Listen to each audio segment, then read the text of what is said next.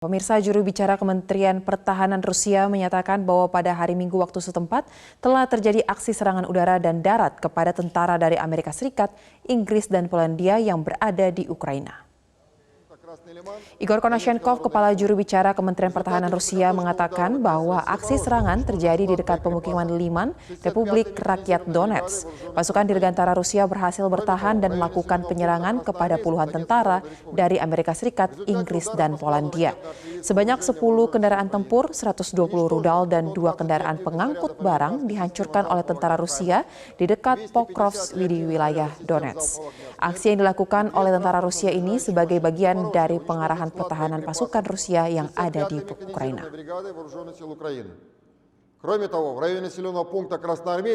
Pemirsa, para kerabat menyambut prajurit yang dibebaskan setelah mereka kembali ke wilayah Donetsk yang dikuasai Rusia pada hari Minggu, menyusul pertukaran tahanan baru-baru ini antara Rusia dan Ukraina. Perwakilan negara dari seluruh dunia berkumpul hari Minggu di sebuah resort tepi laut Mesir, Sharm el-Sheikh, untuk pembicaraan tentang mengatasi perubahan iklim di tengah banyak krisis termasuk perang di Ukraina serta kekurangan pangan dan krisis energi.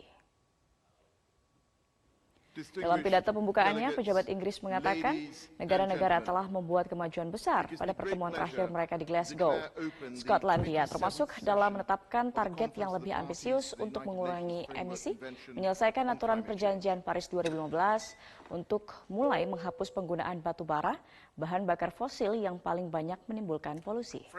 Sementara Menteri Luar Negeri Mesir, Sameh Shoukry, mengatakan Mesir akan berusaha keras untuk mencapai tujuan dari kesepakatan Paris.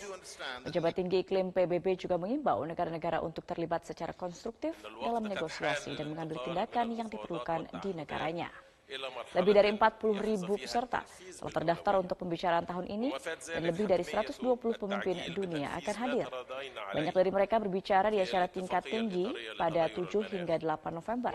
Sementara Presiden Amerika Serikat Joe Biden diperkirakan akan tiba akhir pekan ini.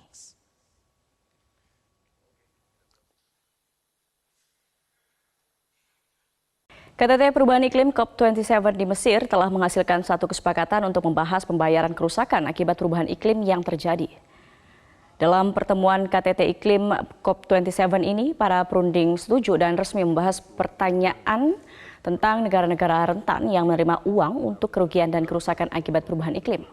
Lebih dari 40.000 peserta yang terdaftar sebagai pembicara setuju terhadap kompensasi yang akan diterima oleh negara yang terdampak akibat perubahan iklim.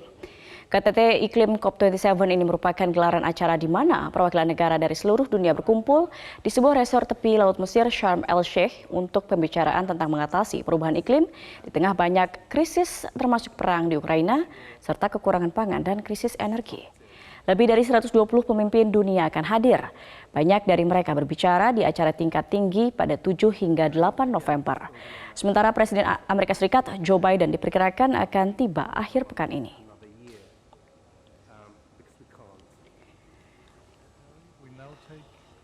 Ratusan pengunjuk rasa dari aktivis lingkungan memblokir jet pribadi yang ada di Bandara Schiphol, Amsterdam, Belanda. Aksi demonstrasi ini dilakukan untuk mengatasi perubahan iklim yang terjadi. Para pengunjuk rasa ini memprotes dengan memasuki bandara dan duduk di sekitar jet pribadi untuk mencegah pemilik jet pergi. Beberapa demonstran lainnya melakukan protes dengan mengendarai sepeda di sekitar pesawat selama demonstrasi. Seorang juru bicara dari Greenpeace Belanda menyatakan protes yang dilakukan adalah untuk mendorong lebih sedikit penerbangan jarak pendek dengan jet pribadi dan mengimbau penggunaan lebih banyak transportasi umum seperti kereta api. Polisi militer Belanda mengatakan sejumlah pengunjuk rasa ditangkap lantaran berada di halaman bandara tanpa izin. Dua kecamatan di Kabupaten Pekalongan, Jawa Tengah dilanda hujan deras disertai angin puting beliung. Akibatnya puluhan pohon tumbang dan belasan rumah serta gedung perkantoran mengalami kerusakan. Selain memporak-porandakan genting dan atap gedung, angin puting beliung yang menerjang dua kecamatan, yakni Kecamatan Karanganyar dan Kajen, juga merobohkan puluhan pohon di sepanjang jalan utama di wilayah tersebut. Akibatnya lalu lintas sempat mengalami kemacetan lantaran banyak batang pohon yang melintang menutupi jalan, bahkan ada yang menimpa kendaraan. Hujan deras yang disertai dengan angin kencang tersebut berlangsung selama 1 jam lebih. Setelah reda, petugas gabungan dari Polres Pekalongan Kodim, BPBD, dan relawan serta masyarakat bergotong royong untuk menyingkirkan batang pohon maupun atap bangunan yang roboh. Jaringan listrik di 2 kecamatan juga sempat mengalami pemadaman akibat peristiwa ini. BPBD mengungkap tidak ada korban jiwa maupun luka dalam peristiwa tersebut, hanya saja jumlah kerusakan maupun kerugian masih belum bisa dihitung.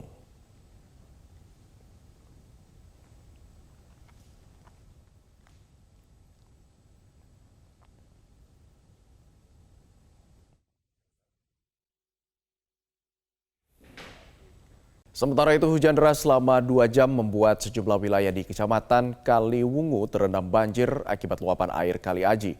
Sungai meluap lantaran tidak mampu untuk menampung derasnya volume air hujan yang mengguyur sejumlah wilayah di Kabupaten Kendal sejak siang hingga sore.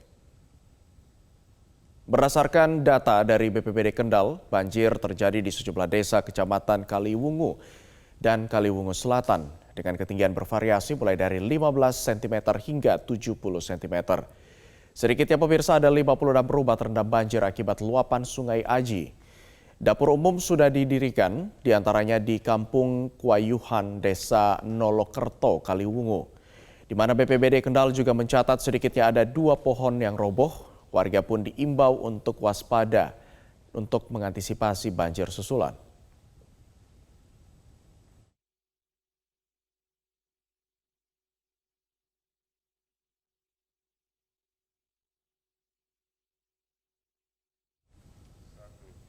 Pemirsa, mantan Perdana Menteri Pakistan Imran Khan menyatakan tuntutannya untuk penyelidikan independen atas penembakan yang terjadi pada dirinya beberapa hari lalu. Mantan Perdana Menteri Pakistan Imran Khan berbicara dari Rumah Sakit Shaukat Khanum, tempat di mana dia dirawat pasca insiden penembakan yang terjadi pada dirinya Kamis lalu.